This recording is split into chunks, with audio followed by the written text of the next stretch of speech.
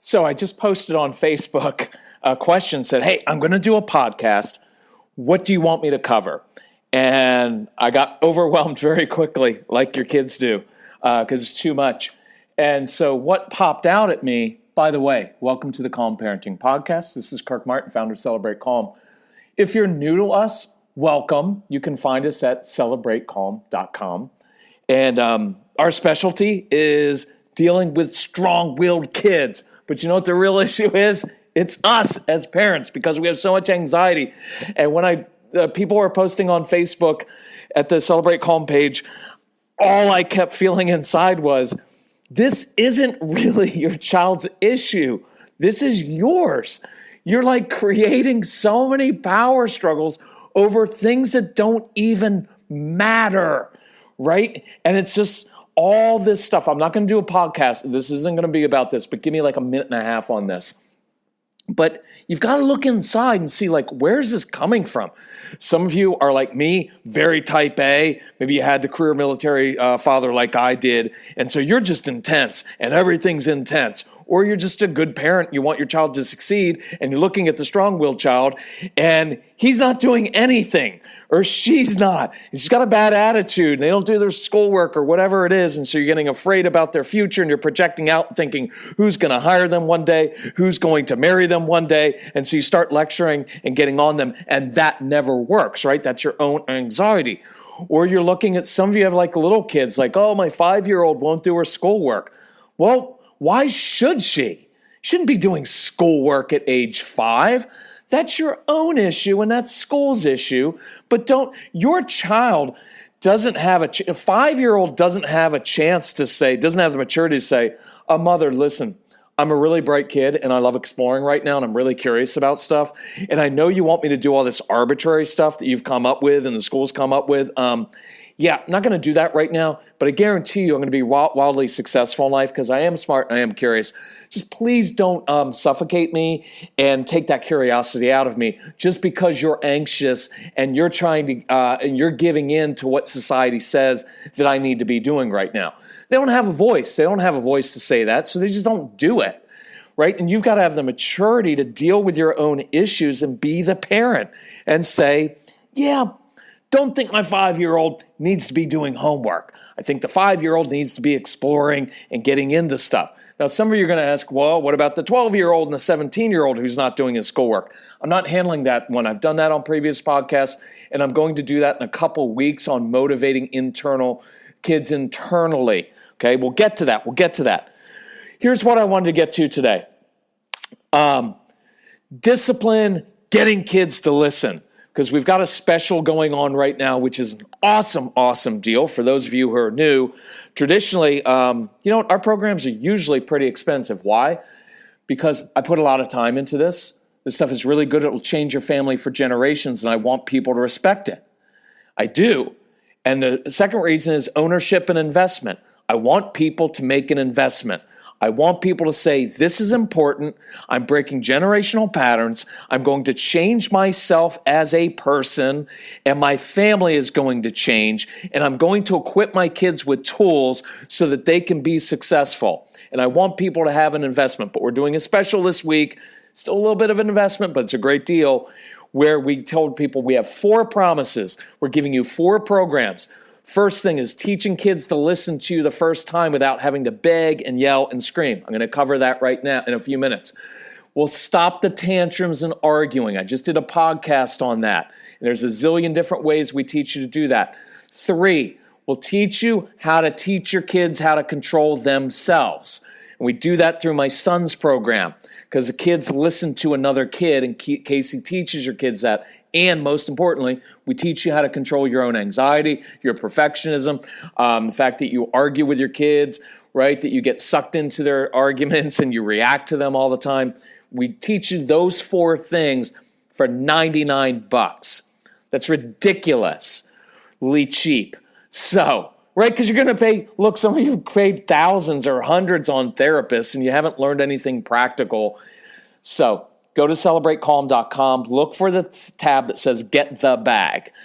And we can customize it for you. If you've got older kids, we'll put in a program on motivating kids. Younger kids, we have a program for kids ages 2 to 7. And if you already have our CDs, email Casey because he can give you a special deal on CDs you don't have or the No BS program. Anyway, so we talk about discipline. I'm going to try to do this very, very quickly, especially for those of you who are new. Consequences usually don't work for our kids. They don't work. I've explained that why other places. So instead of giving consequences for failure, what if we were to proactively give kids tools to succeed?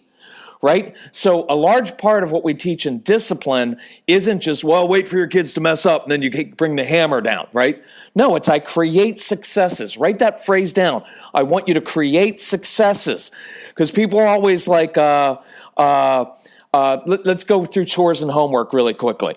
People are always like, well, you're letting them get away with things. I don't let anybody get away with anything. But yelling at a child, lecturing, just cracking down on them indiscriminately doesn't teach them anything, right?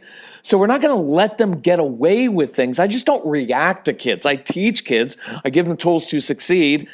So when I have chores, just very quickly, I'll give you one idea. Let your kids do some different chores. You know your kids don't like doing things the way you want them done, and they like doing things on their own terms, so to speak. I don't have a problem with that within your boundaries. Some of us are so rigid. Well, here are the 3 chores you have to do. Why? Why do they have to do those 3 chores? Why can't you just say, look, I want 3 chores done in the home every day. 3 chores. Don't care which ones they are. I don't care. In return for you doing your 3 chores, I run 3 services: meal service, taxi service, laundry service. You do your 3, I do my 3. You don't do your 3, I don't do my 3. But the larger point is, give them some ownership and space to do something different. The whole idea of chores is you just want them to contribute and be responsible. Some of your kids love doing things outside. They would love pulling up weeds, shoveling mulch, doing something outside that's physical.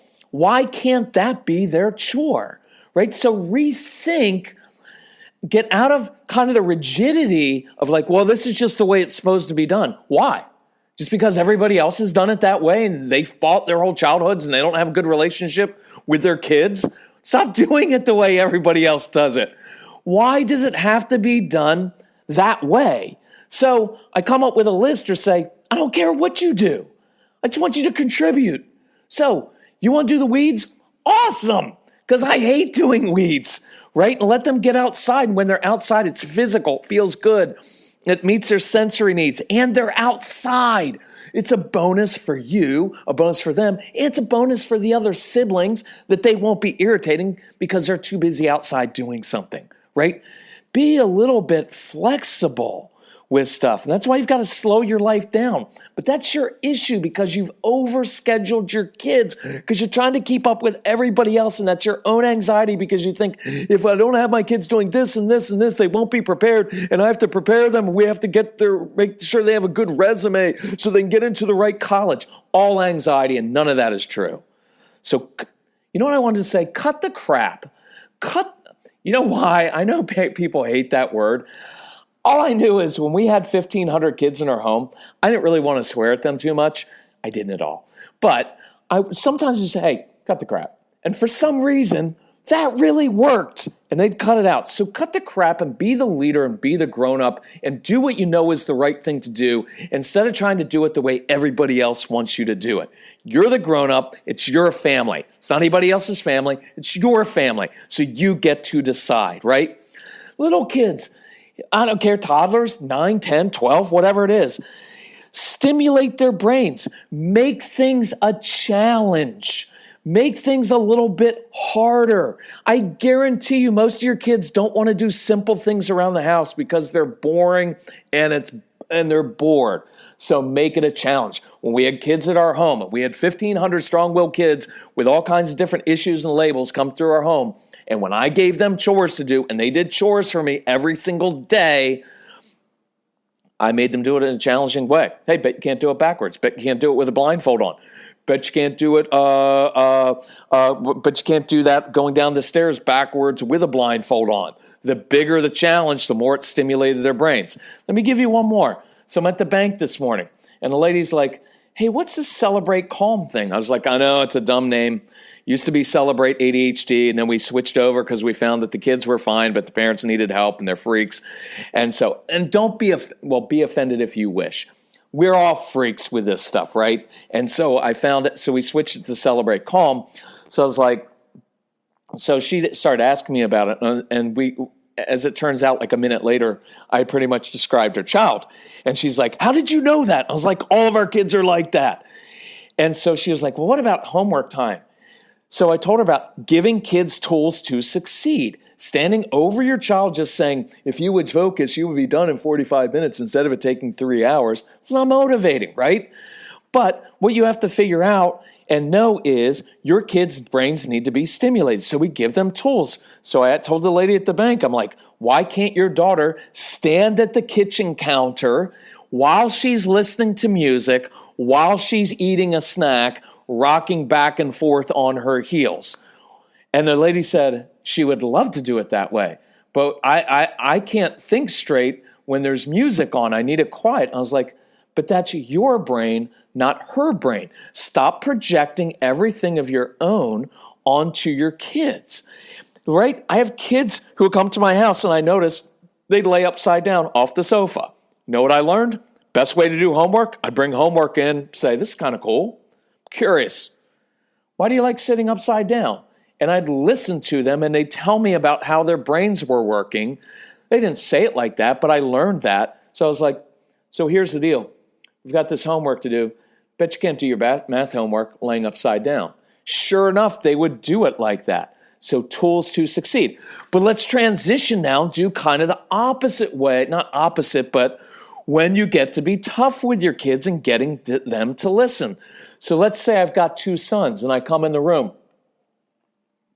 I say, hey, here's the deal. This afternoon, I'm going to give you 27 minutes to play your video games. Here's how it works. It's not my job to remind you to turn your video games off. Okay, no more of this. Guys, 1 minute left, 30 seconds. Okay, turn it off. Oh, hold on, we need to save it. We need to get to the next level.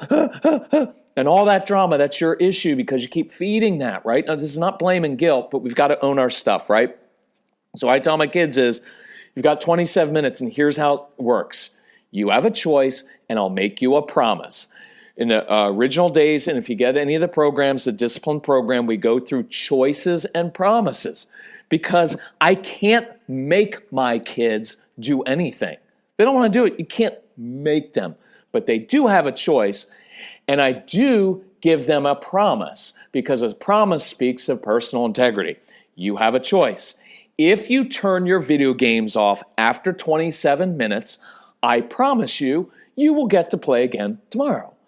But if that video game is on for even half a second, past 27 minutes, I promise you, you will have chosen, see, it's their choice, to lose your video games for the next 3 days. Choice is up to you. Now, if they're younger, I'll give them tools. I may help them set an alarm clock. But most of your kids, you've already given them iPhones when it's way too young. So they're too young. So let them set their own timer, right, for 24 minutes, knowing we've got 3 minutes left. Teach them how to do it at first, but it's very cut and dry, very clear. You've got a choice. Not my job to remind you. I'm going to walk out of the room. So I walk out of the room. I come back in after 27 minutes. What am I going to find? I guarantee your kids are still going to be playing their video games. Why? Because that's their job, is to push the limits and argue and negotiate.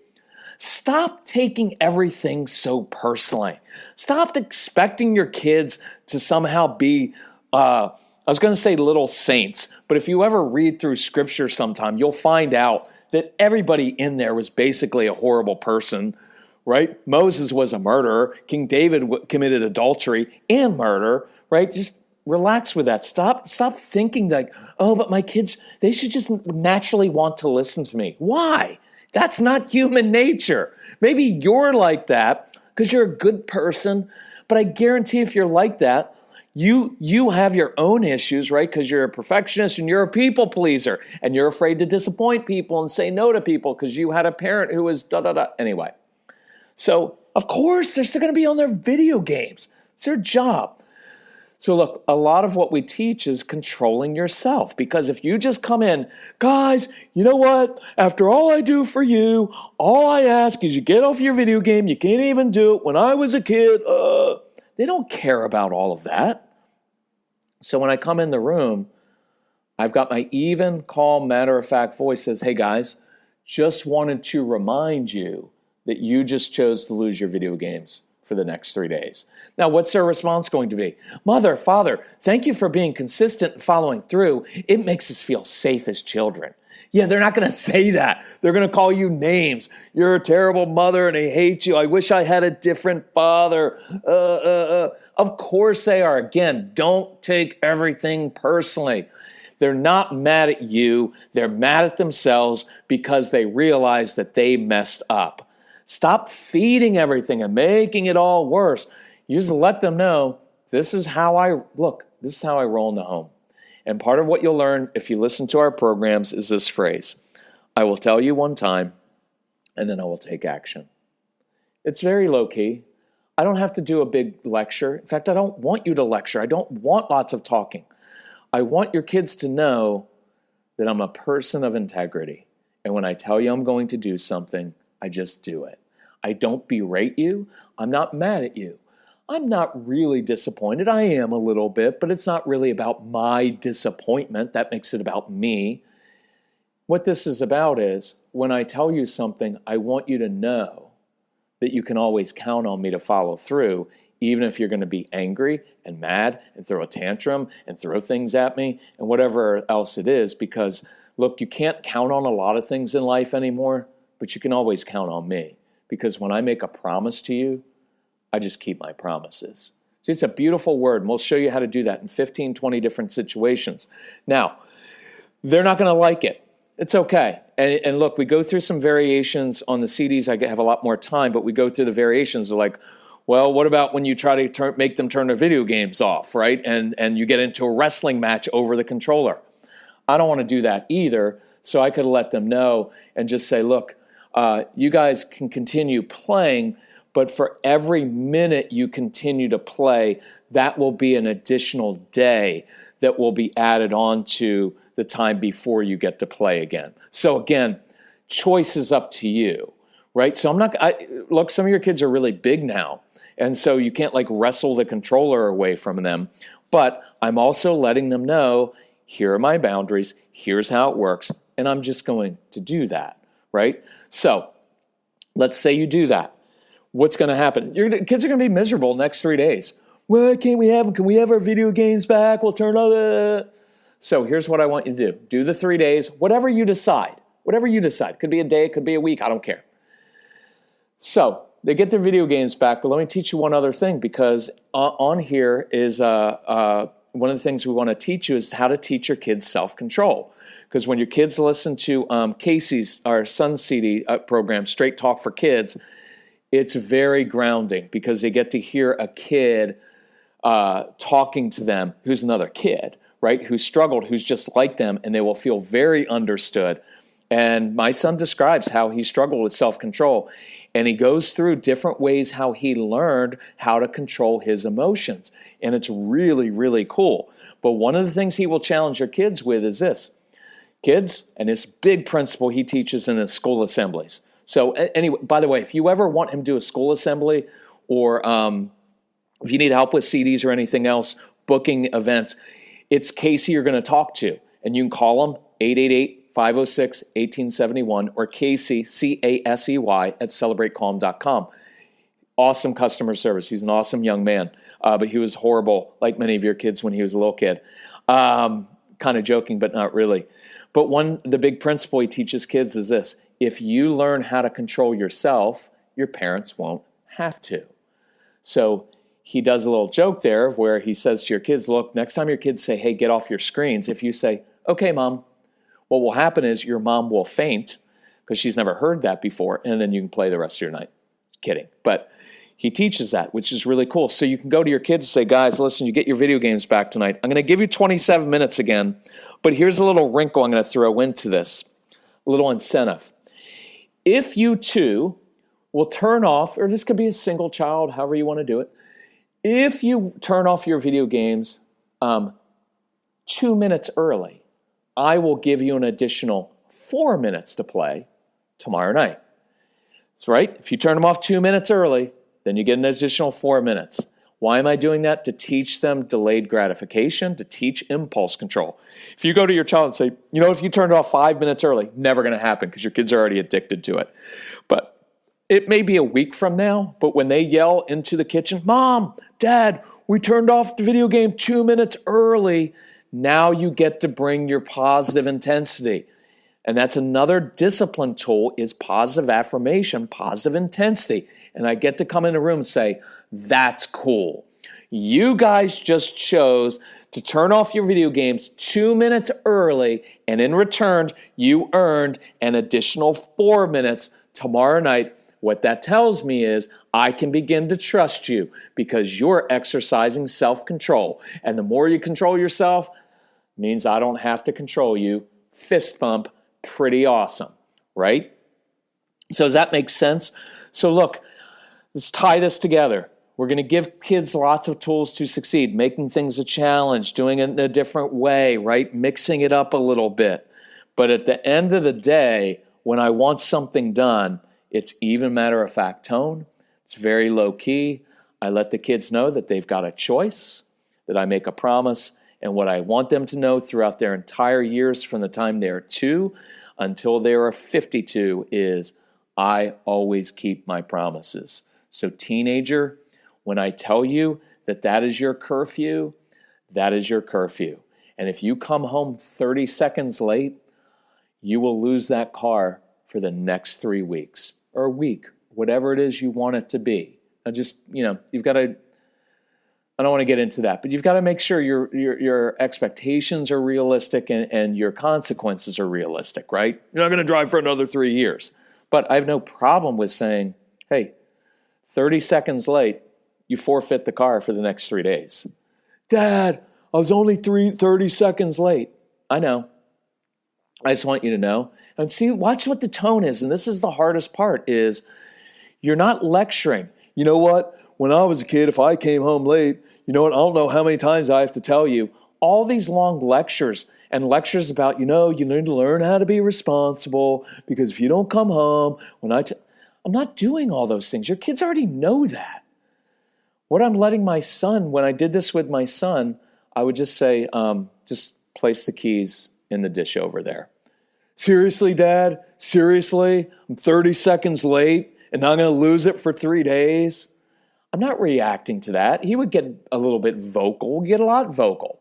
He probably, I'm sure at the time, he'd be like, well, this is stupid, right? I don't know if anybody listens to you as a parenting expert. Your stuff's stupid, right? I'm not going to react. I don't take it personally. He's just mad at himself. No, just leave the keys in the dish. Because my tone is, I just want you to know when I tell you something, I mean it. I'm not mad at you, right? I'm okay with you not driving. I'm okay with you not being on video games for the next 3 days.